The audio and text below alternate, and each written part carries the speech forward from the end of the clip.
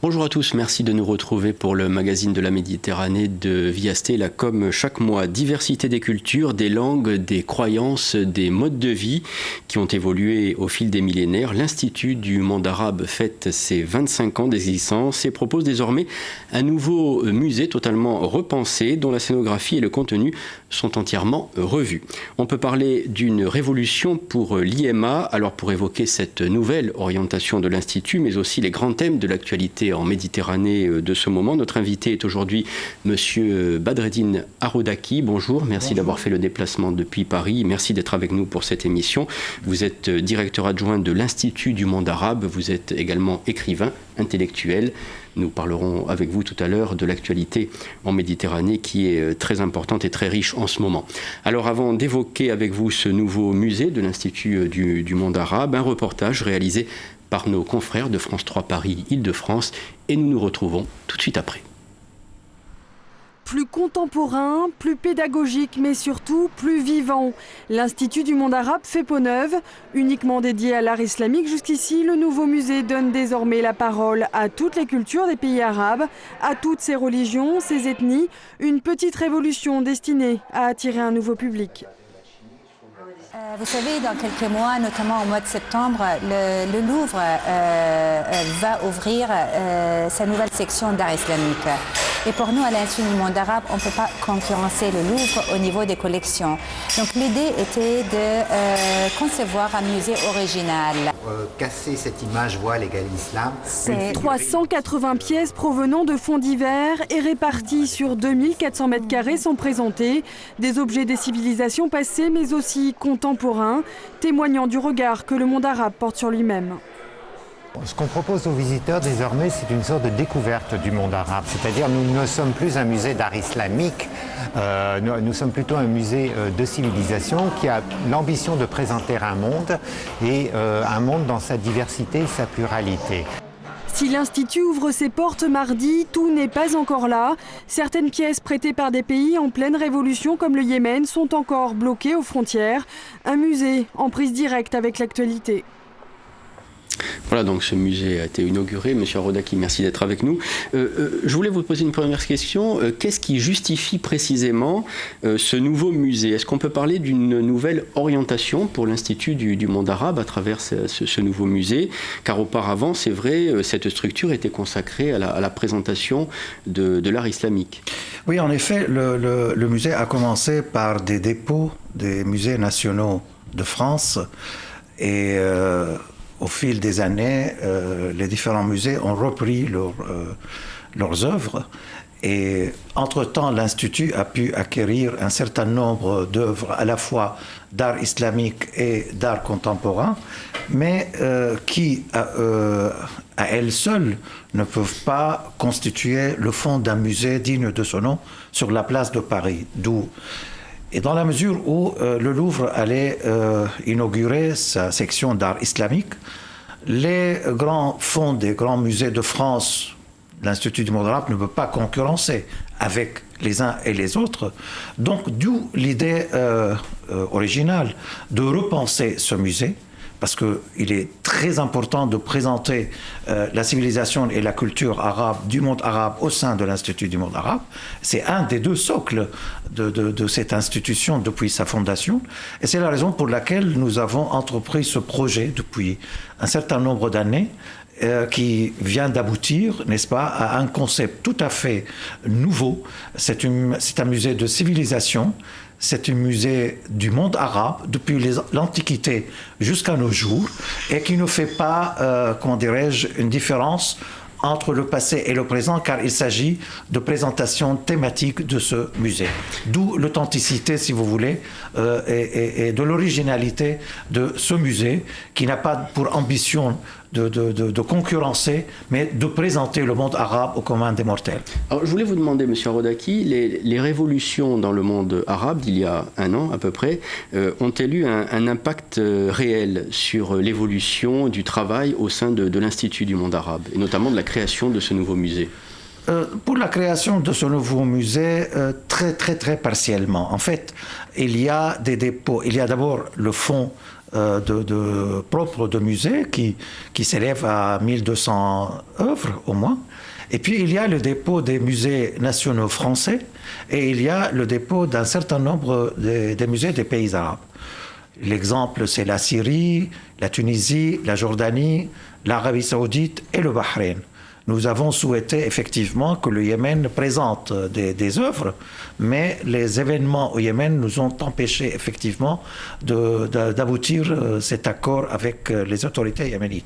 Ceci dit, ça pourrait parfaitement se faire dans les prochains mois, comme il vient, le Yémen, de s'installer dans sa nouvelle situation, si vous voulez.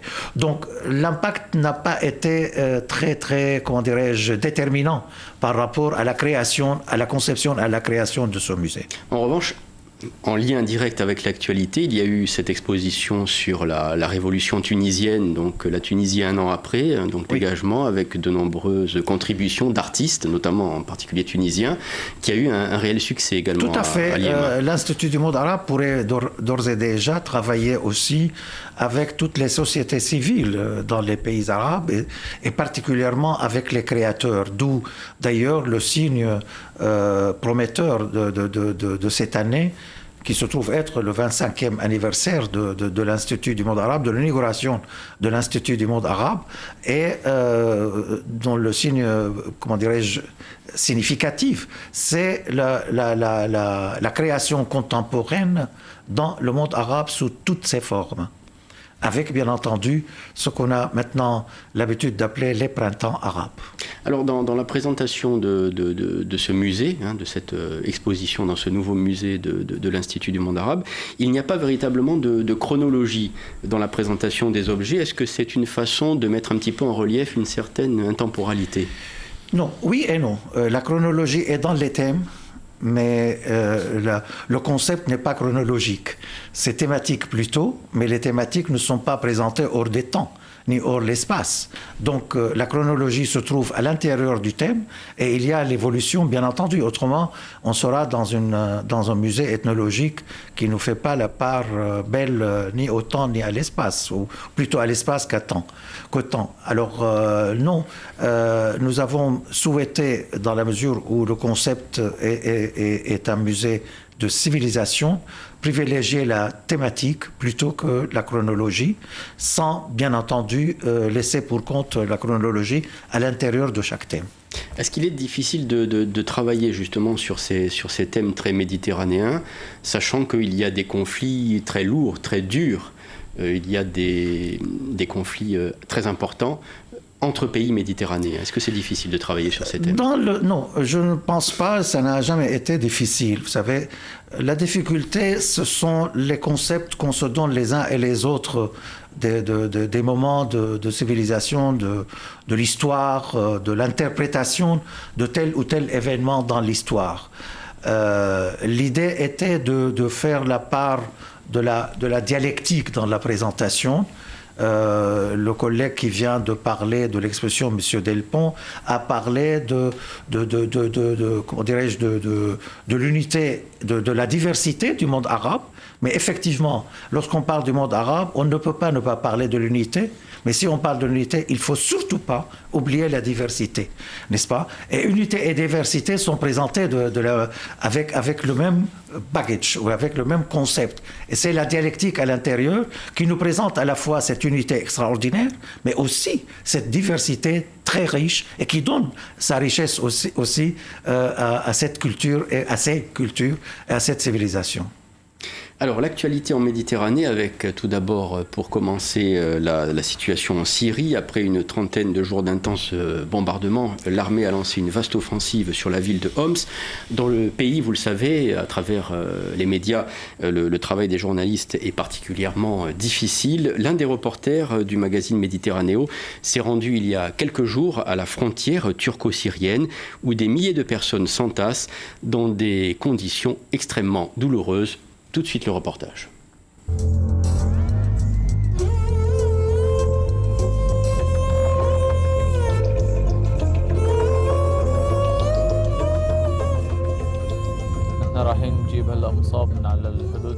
Nous allons chercher un blessé à la frontière turco-syrienne. Il a été blessé aujourd'hui par les militaires, les services secrets ou la police syrienne, alors que ce n'est qu'un militant pacifique qui s'oppose au pouvoir syrien. Nadir a tout juste 22 ans, mais en paraît presque 30. Ce militant syrien de la région d'Idlib, basé aujourd'hui à Antakya, à la frontière entre la Turquie et la Syrie, organise le rapatriement de blessés. Ce jour-là, il est accompagné d'autres camarades, des ex-militaires de l'armée syrienne. Face à notre caméra, ils tiennent tous à prouver leur appartenance passée à l'armée de Bachar al-Assad. Moi, j'ai déserté de l'armée syrienne basée à Jous. Moi de Homs, de la ville de Rasta. Tous des militaires, de régions différentes, aujourd'hui en exil, mais leur histoire est la même. Ils ont refusé de suivre les ordres de leurs supérieurs.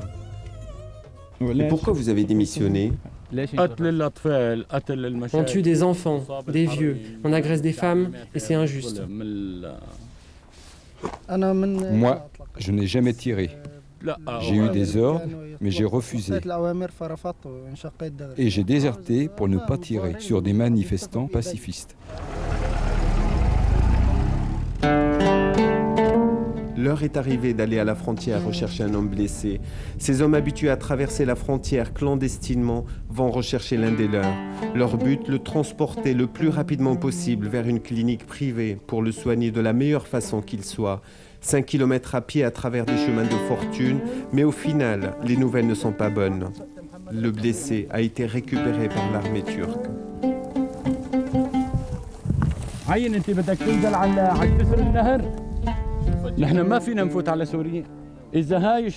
Nous, on ne peut pas aller le chercher en Syrie. Là, c'est la frontière et les soldats syriens sont à peine à 50 mètres. Ici, à Jous, pour 2000 personnes, il y a 5000 soldats. Chaque civil est gardé par 2 à 3 soldats. Le soir, en caméra cachée, nous accompagnons Nadir qui a retrouvé la trace de son camarade blessé. Ici, dans un hôpital public, ils sont plusieurs Syriens à avoir reçu des balles et avoir subi des opérations. À l'extérieur, Nadir ne cache pas sa rage. Je me sens moi-même blessé quand j'entends que quelqu'un de blessé est arrivé à la frontière. Je me sens en rage. Ce sont des gens qui n'ont rien fait et on leur tire dessus. Je suis triste, mais je suis là pour faire tout ce que je peux pour les aider.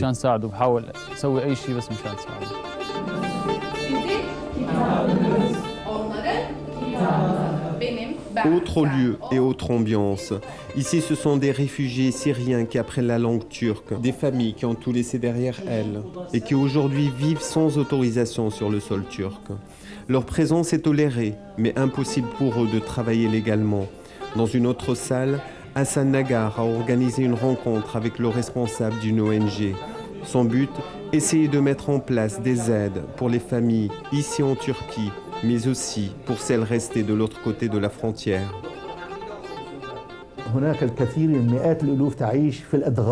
Il y a des centaines de milliers de familles qui vivent sans rien. L'État syrien détruit leurs maisons.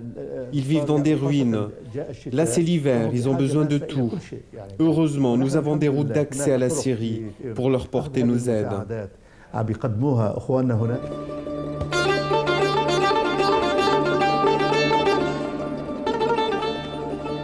Nous retrouvons Salahattin Ozek, responsable de l'ONG turque.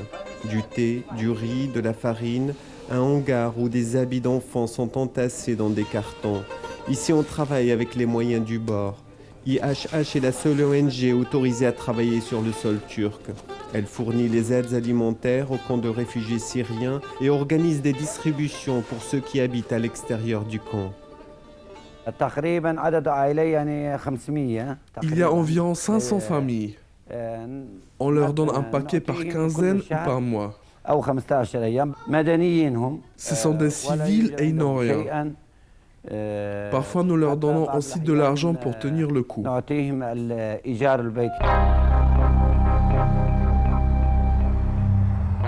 Et voici l'un des 6 camps de réfugiés syriens en Turquie. Derrière ces barbelés vivent 5000 personnes. Lui, c'est Tariq. Il vit avec sa mère, lui aussi, sous une tente. Là, c'est la Syrie. La frontière syrienne est à peine à 200 mètres. Toi, tu la vois chaque matin et chaque soir? Je la vois chaque matin et chaque soir.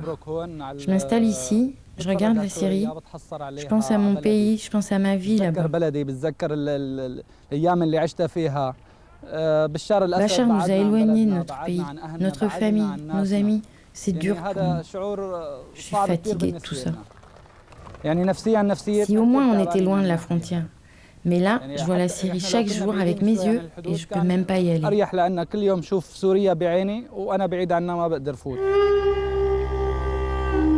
À l'entrée du camp de Reine Ali, des réfugiés et la route qui mène en Syrie. Ces hommes considérés par l'État turc comme des invités n'ont rien à faire de leur journée. Et ici, la presse n'est pas autorisée à entrer. Des hommes armés montent la garde et des caméras sont installées à l'intérieur. Nous réussissons à nous introduire comme simples visiteurs.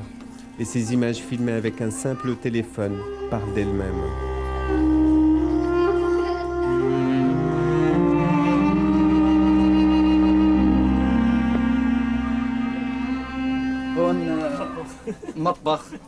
Là, c'est ma cuisine.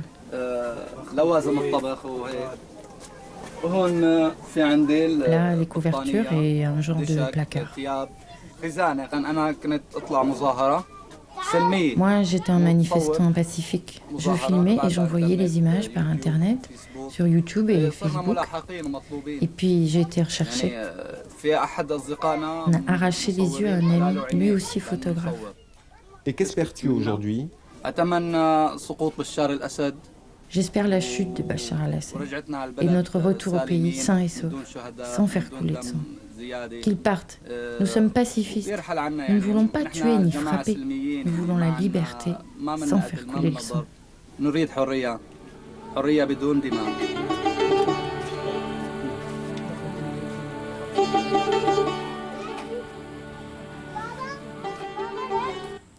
Voilà donc pour ce reportage et pour ces témoignages à la frontière entre la Turquie et la Syrie. Monsieur Arodaki, vous êtes vous-même syrien, votre famille vit là-bas. En tant qu'intellectuel, en tant qu'écrivain, comment est-ce que vous regardez les choses aujourd'hui? Est-ce que vous pensez qu'il y a encore un espoir de voir l'ONU pouvoir obtenir un résultat par rapport à ce qui se passe en Syrie, ou est-ce que vous pensez qu'on va s'accentuer, on va aller de plus en plus vers une accentuation de la guerre civile dans ce pays?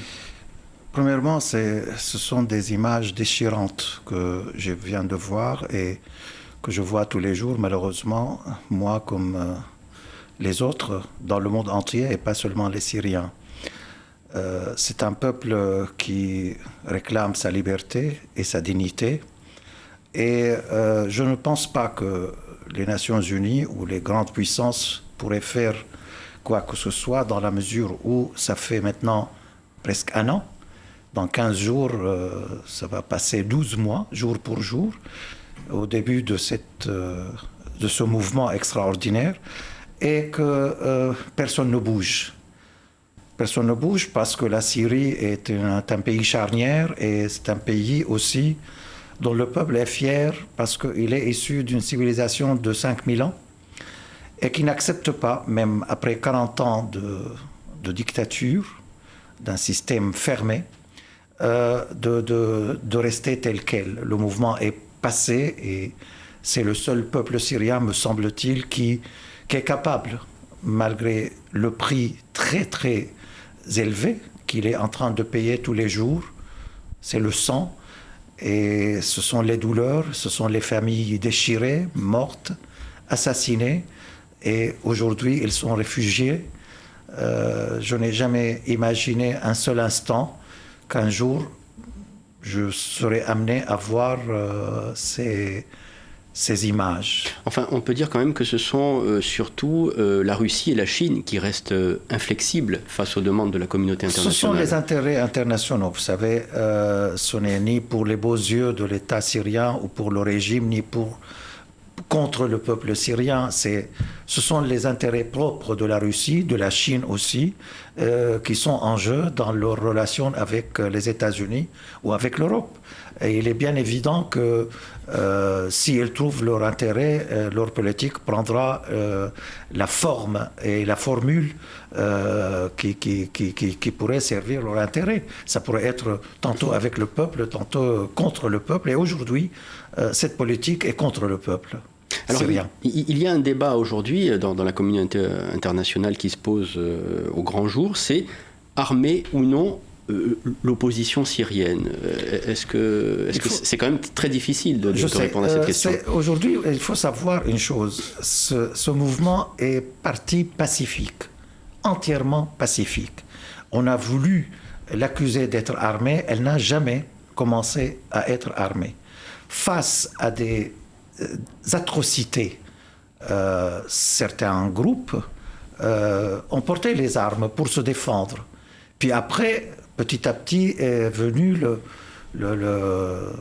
les soldats qui quittent l'armée pour constituer ce qu'on a appelé l'armée libre. Forcément, ce mouvement est devenu en partie armé, c'est vrai. Les Syriens, dans leur majorité, auraient souhaité que ça reste pacifique. Et c'était sa grandeur, d'ailleurs, ce mouvement, que d'affronter la mort pour demander, pour réclamer la liberté. Et personnellement, je crains d'armer ce mouvement, parce qu'après, c'est une guerre à ce moment-là, une guerre atroce, parce que l'équilibre des puissances ou des forces, c'est pas en faveur du peuple aujourd'hui, et ce n'est pas comme ça qu'on va régler le problème. Je crois que ça sera aussi difficile pour moi, à 5000 km, de parler au nom de ceux qui affrontent la mort tous les jours. Et c'est honteux de parler à leur place. Je préfère qu'eux-mêmes règlent ce problème-là et que je ne sois à aucun titre, quel que soit ce titre, celui qui dit il faut faire ceci et il faut faire cela. C'est eux qui sont en train d'affronter tous les jours l'atrocité de ce qu'ils vivent parce qu'ils ont réclamé la liberté. Qu'est-ce que vous pensez de la proposition du président tunisien d'offrir l'asile politique au président Assad pour tenter de calmer la situation dans ce pays? Vous savez, il y a énormément de propositions, mais ce n'est pas comme ça. Les choses ne se passent pas comme ça. Et je ne pense pas que c'est une solution. Ce n'est pas comme ça que les choses se règlent. Je ne pense pas qu'aujourd'hui, tout le problème se règle. Il y a ou il n'y a pas un refuge au président. Ce n'est pas comme ça. Je ne pense pas que c'est la solution ou c'est une proposition. Il y en a d'autres aussi, mais ce n'est pas comme ça. Je ne pense pas. Alors, autre situation dans un autre pays, c'est l'Égypte, hein, donc situation aussi particulièrement difficile. L'Égypte qui a fixé au 23 mai prochain le début de l'élection présidentielle qui devra désigner donc le successeur d'Hosni Moubarak. Selon vous, les Égyptiens doivent-ils attendre quelque chose de cette élection vers une plus grande démocratisation du pays? Vous savez, l'Égypte, c'est le plus grand pays arabe et c'est aussi l'exemple. Certes, le printemps arabe est né en Tunisie, mais c'est en Égypte aussi qu'il est en train de prendre, comment dirais-je, sa forme. Il y avait des élections libres et il y a des résultats. Le mouvement a commencé avec ces élections des élus du peuple, et puis après il y a les élections du président de la République, il y a la constitution aussi du Conseil qui va mettre la constitution en place. Donc c'est un mouvement qui a commencé. Le plus important dans cette affaire, c'est la démocratie, c'est la reconnaissance de la possibilité de l'alternance, c'est-à-dire donner aux élus du peuple la possibilité de gouverner avec tout ce que cela implique de critique, de position, et de dire dans la liberté totale, bien entendu, mais aussi responsable, pour permettre à ce mouvement de s'installer. Ça ne va pas être facile, après aussi des dizaines d'années de dictature ou d'absence, si vous voulez, de la démocratie. Il y avait une certaine démocratie en Égypte, il faut bien le dire, mais la corruption a toujours été maître du jeu sur le terrain. Alors, une seconde illustration dans notre magazine d'aujourd'hui avec un reportage qui a été réalisé dans la ville de Marsamatrou, à la frontière avec la Libye, une ville enclavée dans les sables. Le reportage de Méditerranéo.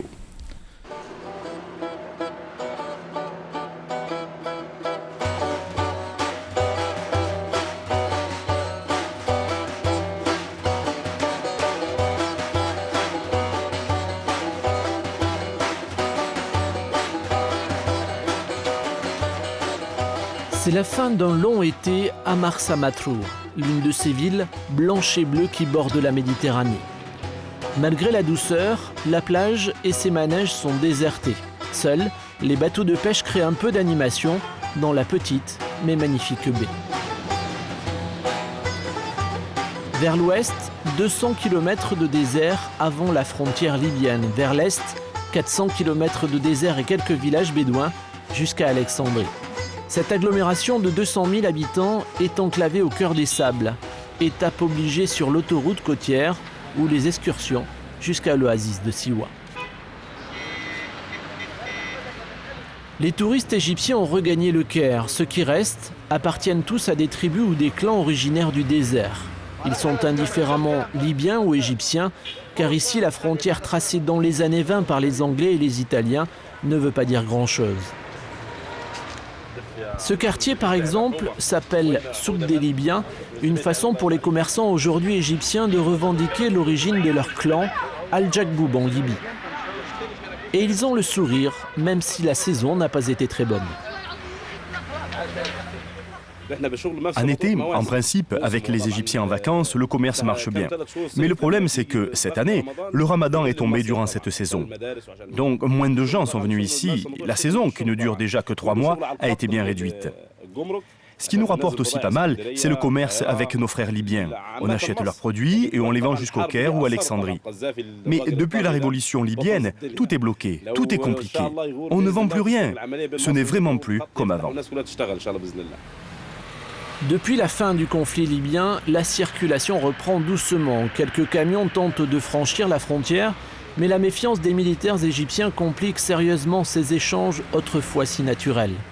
Ibrahim attend, sans se plaindre, car 2011 est pour lui la plus belle des années. Je suis fier et content de cette révolution. Pas seulement en Libye, mais dans tous les pays arabes.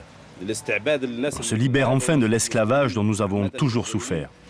Cet esclavage causé par l'ingérence des Européens. Ici, les Européens ne sont pas vraiment les bienvenus. Exploitation du pétrole libyen, occupation anglaise et italienne, soutien aux vieux despotes du Caire et de Tripoli, les griefs sont nombreux.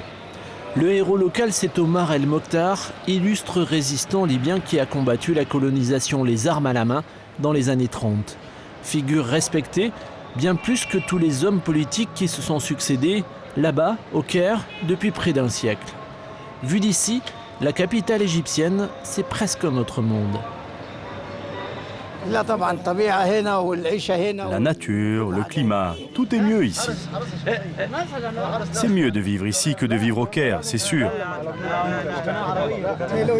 Même si tu me donnes une villa dans les beaux quartiers, à Mahadi ou à Zamalek, je n'irai pas.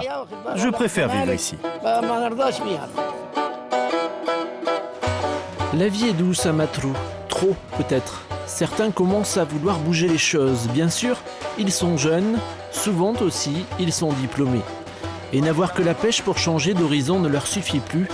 Ils ont vu la place Tahrir à la télévision et savent que leur génération peut se libérer des traditions, des influences venues du désert.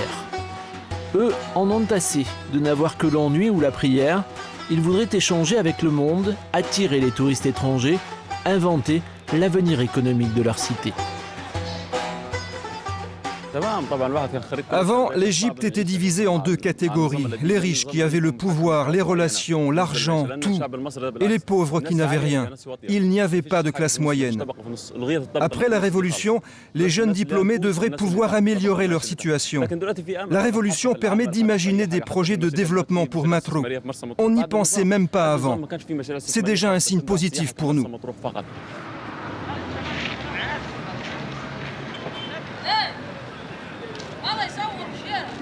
Mais pour l'instant, quand le soleil se couche, les rues ne s'animent guère.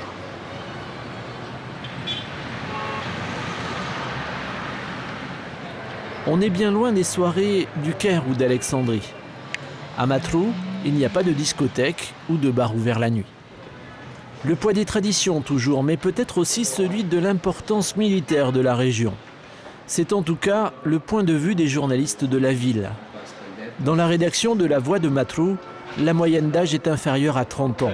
Le journal a donc consacré beaucoup de ses pages à la révolution égyptienne, quitte à bousculer un peu les pouvoirs locaux et même la population. Les habitants de Matrou ont longtemps douté de l'issue positive de la révolution. Comme la frontière libyenne n'est pas loin, Marsa Matrou a une importance majeure et depuis toujours, l'armée et la police tenaient la ville d'une main de fer. Nos dirigeants naturels, les maires et les chefs de tribu, ne savaient pas comment cela allait se terminer. Ils hésitaient à se révolter. Et puis, ils étaient très contrôlés par la police pour ne pas diffuser l'esprit de la révolution à Marsa Matrou. Pourtant, ici aussi, les choses ont changé. Les militaires sont